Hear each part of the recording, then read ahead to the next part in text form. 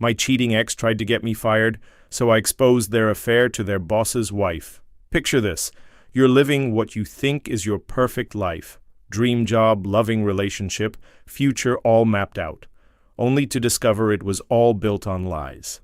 That's exactly what happened to me 6 months ago, and let me tell you, the revenge I got was sweeter than I ever imagined. My name's Jake, and I work as a software developer for a mid-sized tech company in Seattle. I'd been dating my girlfriend Sarah for 3 years, and honestly, I thought she was the one. We lived together in a nice apartment downtown, talked about marriage, even started looking at rings. Sarah worked as a marketing coordinator at a prestigious law firm across town, and she was always going on about how amazing her boss Marcus was, how he mentored her, how he was teaching her the ropes of corporate life. Looking back, I should have seen the red flags. Sarah started working late more often, always had her phone face down, and became increasingly distant. She'd come home smelling like expensive cologne that definitely wasn't mine, and when I'd ask about her day, she'd give me these vague, rehearsed answers that never quite added up. The truth hit me like a freight train on a Tuesday evening in March. I'd gotten off work early and decided to surprise Sarah with dinner from her favorite Thai place. I used my key to let myself into our apartment, calling out her name as I walked in. The silence felt wrong immediately. Then I heard it. Muffled voices and sounds coming from our bedroom that made my stomach drop. I stood frozen in our living room for what felt like hours but was probably only seconds, holding those takeout containers while my world crumbled around me. Part of me wanted to turn around and pretend I'd never come home, but I knew I had to face the truth. I quietly set the food down and walked toward our bedroom, my heart pounding so hard I thought it might burst. The bedroom door was slightly ajar, and through the gap I could see Sarah with a man I recognized from her work photos, Marcus, her boss. The same Marcus she'd been praising for months, the same married Marcus with 2 kids whose family photos she'd shown me from company events.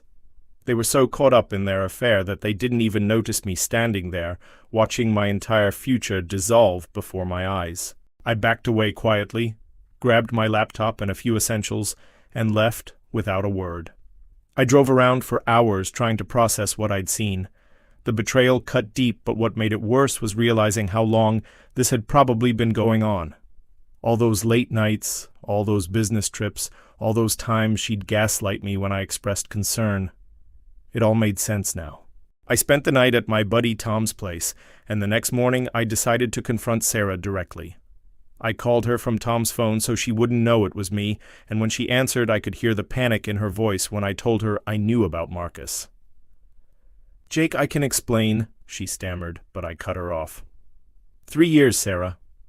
3 years of my life I gave you, and this is how you repay me?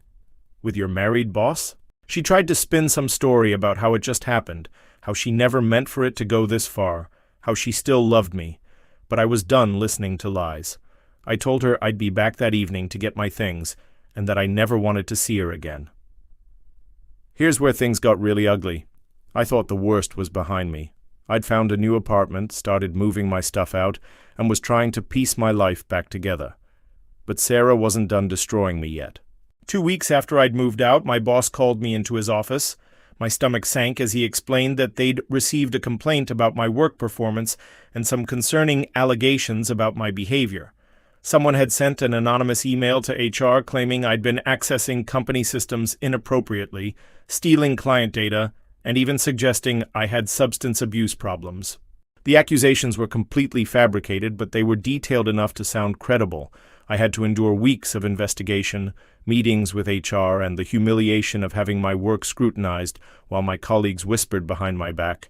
My boss thankfully knew me well enough to be skeptical, but the company had to take the allegations seriously. It didn't take long for me to figure out who was behind the anonymous complaint. Sarah was the only person who knew enough about my job to fabricate such specific accusations.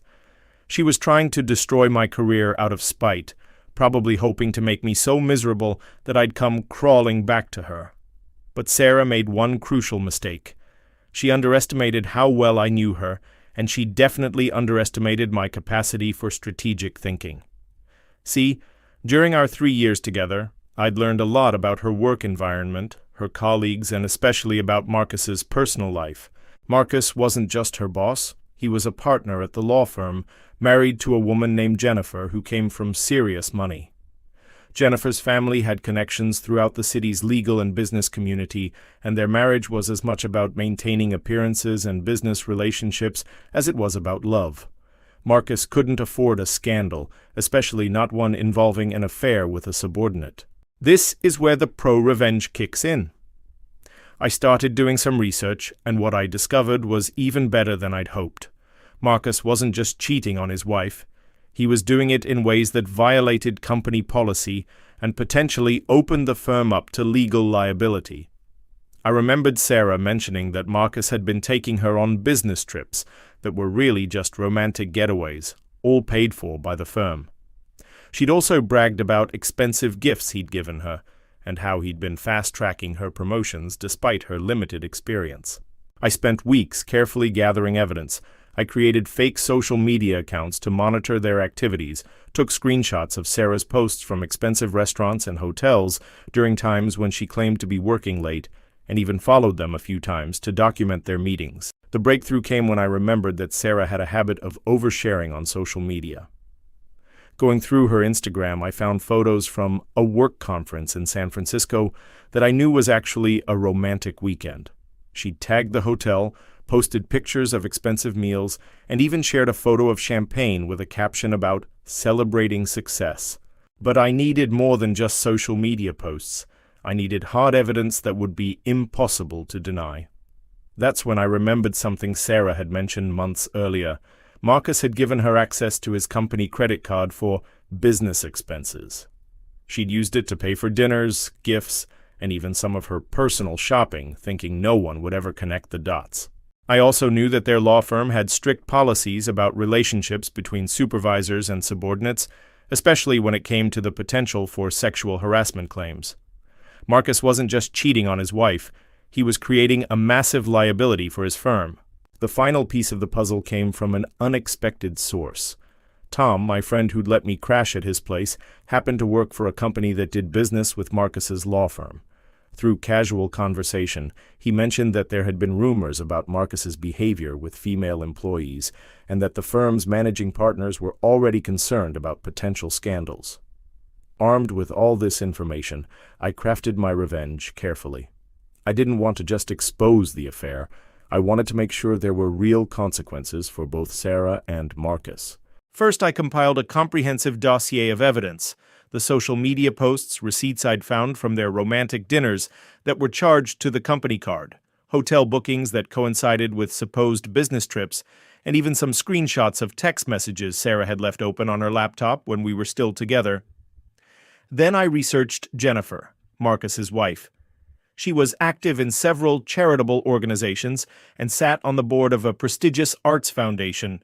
She had her own professional reputation to maintain, and I knew she'd want to handle this situation carefully. I decided to approach Jennifer directly, but in a way that would give her the information she needed while protecting myself legally. I created an anonymous email account and sent her a carefully worded message, explaining that I had information about her husband's professional conduct that she might want to be aware of. I didn't explicitly mention the affair at first. Instead, I focused on the misuse of company resources and the potential legal liability Marcus was creating for his firm. I attached some of the evidence showing expensive dinners and trips being charged to the company while Marcus was actually on personal time with Sarah. Jennifer's response was swift and decisive. Within days, she had hired a private investigator to look into Marcus's activities. The PI was able to gather even more evidence than I had, including photos of Marcus and Sarah together at hotels and restaurants. The fallout was spectacular. Jennifer confronted Marcus with the evidence, and he initially tried to deny everything, but when she showed him the paper trail of company expenses and the photos from the private investigator, he had no choice but to confess. Jennifer didn't just leave Marcus, she made sure his professional reputation was destroyed in the process. She shared the evidence with the managing partners at his law firm, who immediately launched their own investigation. They discovered that Marcus had violated multiple company policies, misused company funds, and created significant legal liability for the firm. Marcus was fired within a week, and the firm made it clear that he would not be receiving any references or severance package. Word spread quickly through the legal community, and his career was effectively over. As for Sarah, her situation was even worse. When the law firm investigated Marcus's conduct, they discovered that she had been complicit in the misuse of company resources. She had knowingly participated in fraudulent expense reports and had received gifts and benefits that violated company policy. Sarah was fired immediately, and because the firm wanted to distance themselves from the scandal, they made sure that her termination was well documented and that any potential employers would be aware of the circumstances. But the best part? Remember how Sarah had tried to sabotage my career with those false accusations? Well, Jennifer's private investigator had been thorough in his research, and he'd uncovered evidence that Sarah had sent the anonymous complaint to my company. This gave me grounds to pursue legal action against her for defamation and harassment. 6 months later, my life is better than it's ever been. The investigation at my company was quickly resolved once they realized the accusations were false and malicious. My boss actually apologized for putting me through the ordeal and has since given me a promotion and a raise. Sarah and Marcus both had to find new careers, and from what I hear through mutual acquaintances, they're not even together anymore. Apparently, the stress of the scandal and the loss of their jobs destroyed whatever relationship they thought they had. Jennifer, meanwhile, has become something of a hero in the legal community for how she handled the situation. She divorced Marcus and received a substantial settlement, and she's used her experience to advocate for better policies around workplace harassment and accountability. The whole experience taught me that sometimes the best revenge isn't getting mad, it's getting smart. Sarah thought she could destroy my life out of spite, but her actions ultimately led to her own downfall. She underestimated the consequences of her choices, and the lengths I'd go to protect myself. I don't regret exposing their affair. They made their choices, and they had to face the consequences. Sometimes justice takes time, but when it comes, it's usually more satisfying than you could have imagined. If you've been through something similar, or if you've ever had to deal with someone trying to sabotage your career, I'd love to hear your story in the comments below. And if you enjoyed this tale of revenge, make sure to check out our video on coping with breakups and rebuilding your life after betrayal. Sometimes the best revenge is simply living well.